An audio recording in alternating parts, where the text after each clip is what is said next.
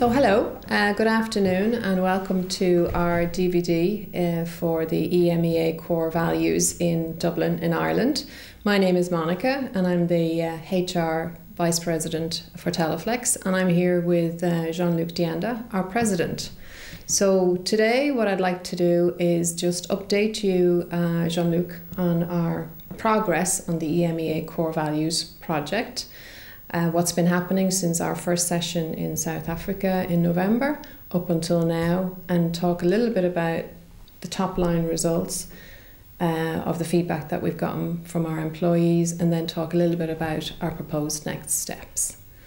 So Jean-Luc, before we get kicked off into what the employees have said, perhaps you want to bring us back to that very first workshop we had in November and what your takeaways was from that and why you felt it was important at the time. Good evening, Monica. Well, I'm glad you're giving me a chance to reflect about this opportunity we had to meet.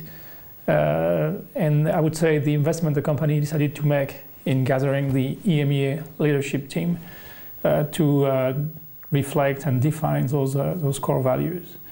The reason why I'm saying it's an investment, because it's an investment to bring all the leadership team, EMEA leadership team, to gather and remove them from the business for 3 days in total, and to spend the necessary time to identify and agree on what the EMEA core value are.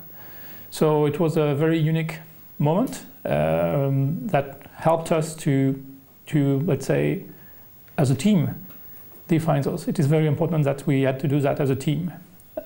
I know you want to, of course, to embark the whole company, all the employee, on those core value, but I think it was very important to have the EMEA leadership team first to agree on those and to define them. Okay, thank you. Well, one of the things that we talked about as we finished our session in South Africa was that we were very pleased with our own 4 core values as it turned out, but we did have a concern that they would be representative of everybody in the organisation. So we agreed, I suppose, at the end of that session to make sure that we went out and we captured the opinions, the thoughts, the feelings of all our employees. So we set about those workshops, and our HR team designed the materials and the workshops and supported all our managers as they themselves delivered those workshops in 22 sites and 14 languages. So that's over 200 workshops across the region, and those are now completed. So a big undertaking, but supported all the while by the leadership team. So what I have then now is the feedback from each one of those workshops. And I can say that the 4 core values that we came to were very much the 4 central core values that the employees came to as well. So we really do have very nice alignment between what the leadership team felt and what the employees feel is important. So I was wondering, are you surprised at that, or is that expected?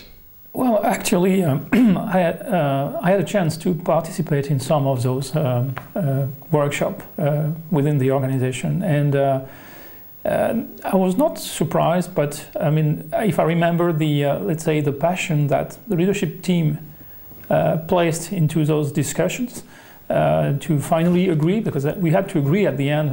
Everybody had some point to raise and to discuss and to oppose. But when I look at the passion we had doing this, I found the same passion in the workshop I've had a chance to participate in the countries, and so that gave me a very good feeling that our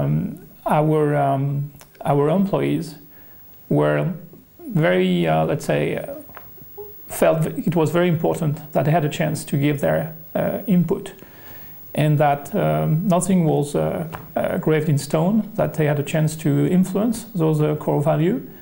But at the same time, I was happily surprised that their input was very similar to what we had agreed on as a leadership team. Yeah, okay. Well, I think one of the things that we got from the work was a definition or an explanation of each of the core values, because I think you might remember in our own conversations that words have different meanings for different people, depending on what language you speak or what culture you come from. So what we've gathered from the feedback from the employees is a nice way of defining each one of those 4 core values, which will help us, I think, in communicating them to new employees and to continue to communicate them to our existing employees. And we've also captured all the words that people associate with each of the core values. So in future, when we talk about one of them, we'll be able to show an explanation of what we mean by that word, and then all the descriptive words that our employees have suggested. So that's one of the outcomes that I think is really positive from the work that's been done. Another outcome is that we asked everybody to think about those core values and maybe focus on one and consider what behaviours they felt would be associated with one of those. So in other words, what behaviour would you expect to see from somebody who's living those values? And again, I go back to the work that we've done as a leadership team, and we have done work on what we think our leadership behaviours should be, or behaviours within the organisation. And we now have some input from the employees. And again, it's very similar to what we as a leadership team came up with.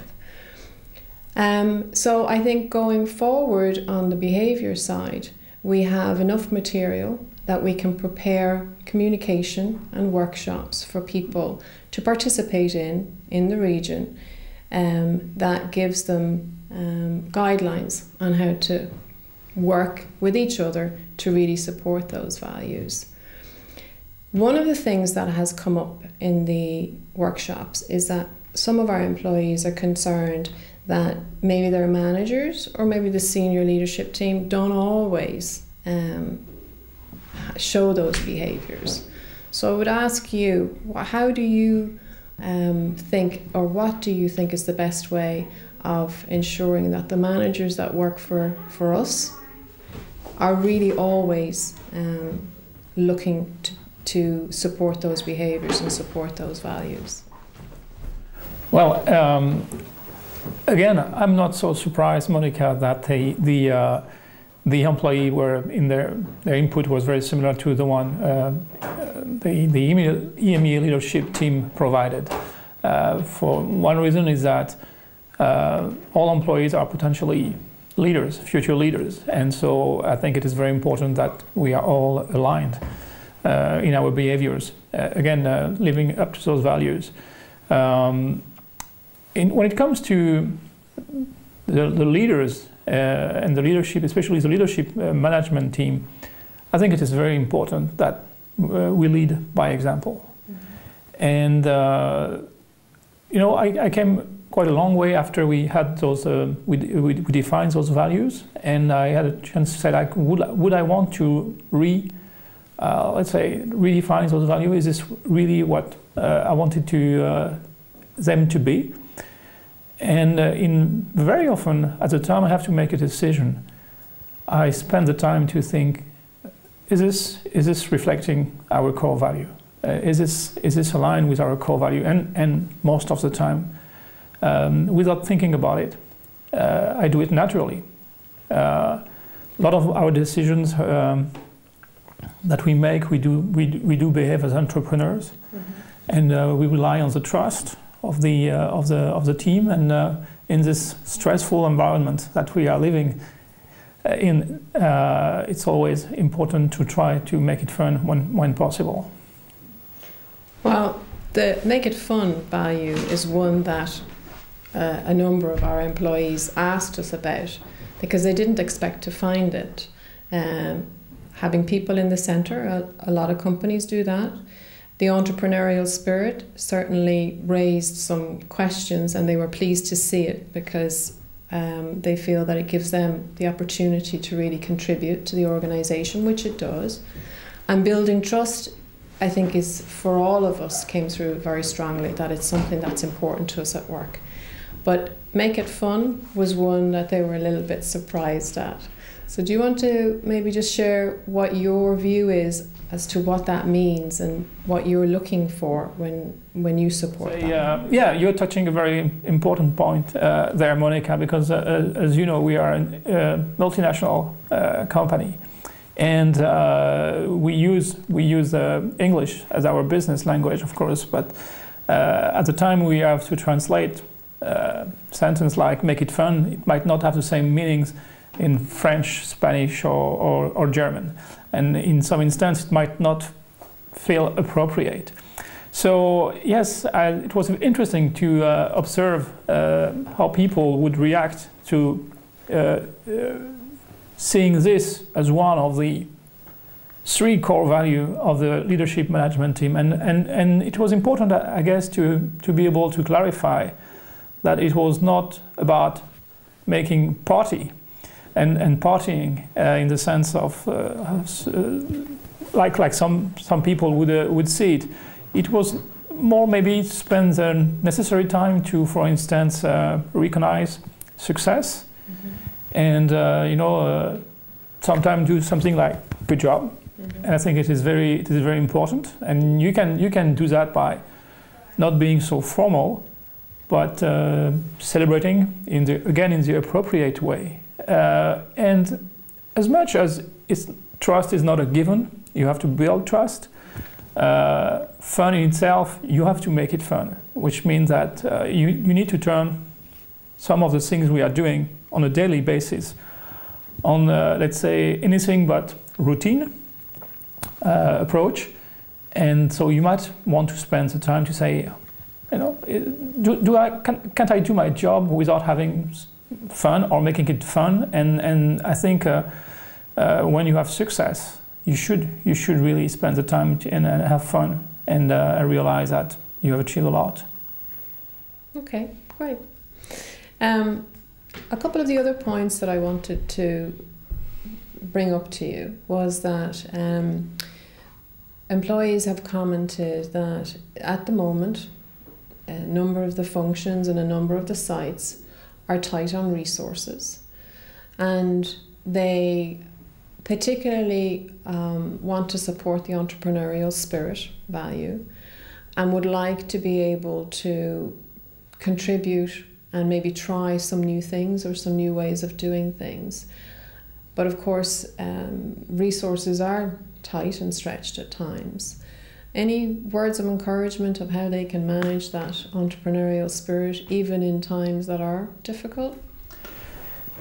I would say this is part of the entrepreneurial spirit, to be able to achieve what you have to achieve with the current resources. I think any individual who has been into an entrepreneurial, let's say, stage knows that you cannot have as many resources as you would like to have, and you have to start somewhere.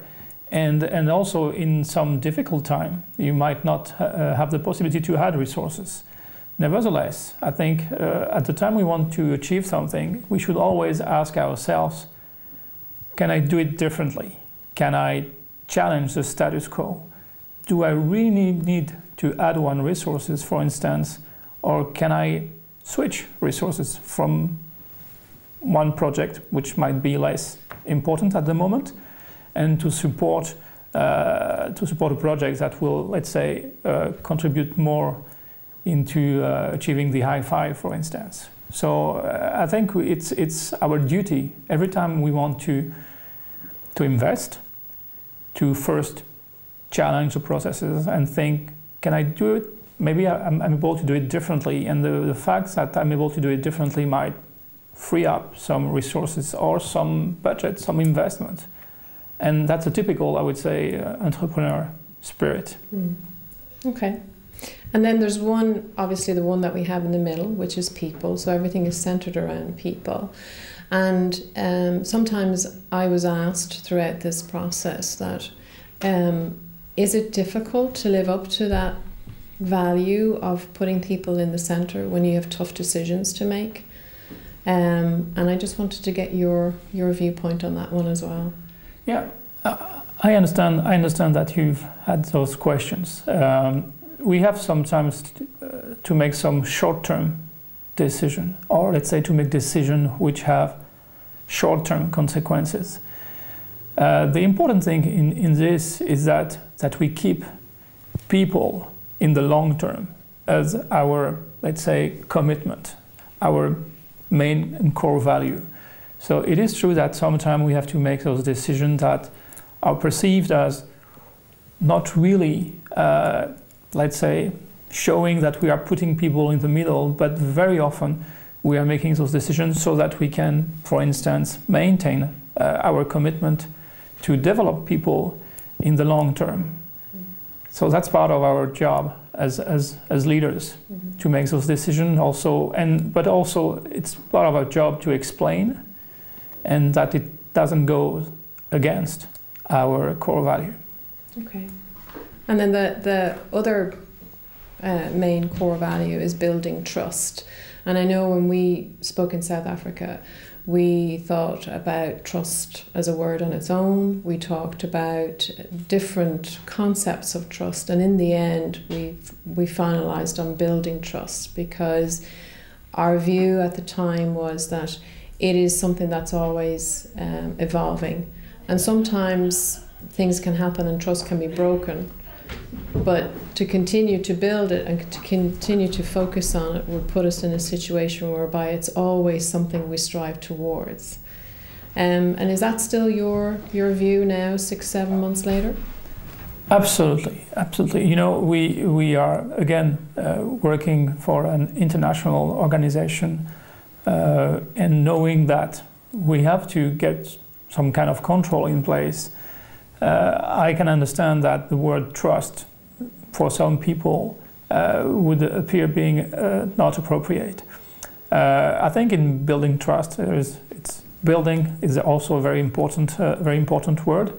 And what we should understand when we say building trust or trusting somebody is trusting somebody doesn't mean that this person cannot be wrong or cannot fail. That's not that. If trusting people is just giving him a chance to, let's say, develop his project, for instance, and if he was wrong or if he failed, I mean, we all learn from this. Doesn't mean that we are going to take away the trust we had in this person. Thank you. Okay, well, they were some of the things that I wanted to highlight to you. We've spoken a little bit, you and I and the rest of the EMEA leadership team, on where do we take it from here? And I mentioned earlier the work that we've done in regards to behaviours and how important we think having behaviours that underpin these values are. So the next steps really for the project team is to take that feedback around the behaviours and to bring that to our employees and share that with them in the same way as we shared our values work. And also to update them on where we got to with the values work, show them this video, give them an opportunity to hear from you what you think about the core values and where we are.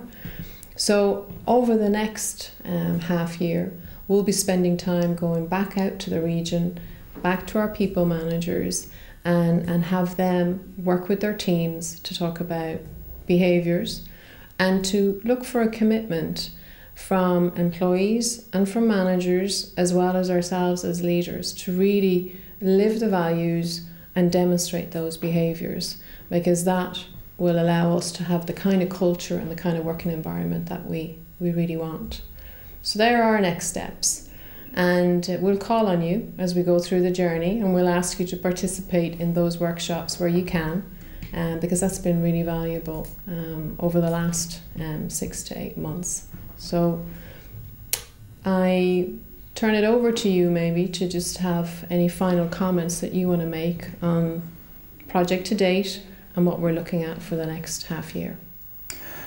Well, again, you are touching a very important point. I think this is an ongoing process, and again, it's about building trust and reinforcing those values. We have constantly new people joining the organization that we need to update on this, but we are also people that are normally, let's say, caught into the day-to-day activity and would have a tendency maybe not to reflect enough on those. So for me to support you in this, or that you have to call on me, is not at all a problem, because I really live up to those values.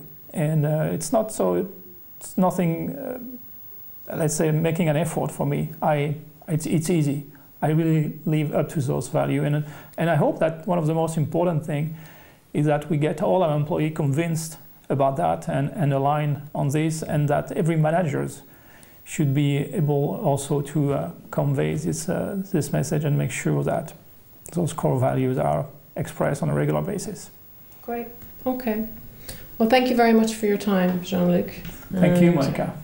I look forward to the next number of months, and I just want to take a short moment to say thank you to you and the leadership team and the EMEA HR team, because it started there back in November with that team and the strong support that this project has had from that team, from the HR team, and now from every site in every country, has really made it what it is so far. So thanks to everybody, and our journey continues. Thank you, Monica. Goodbye. Thank you.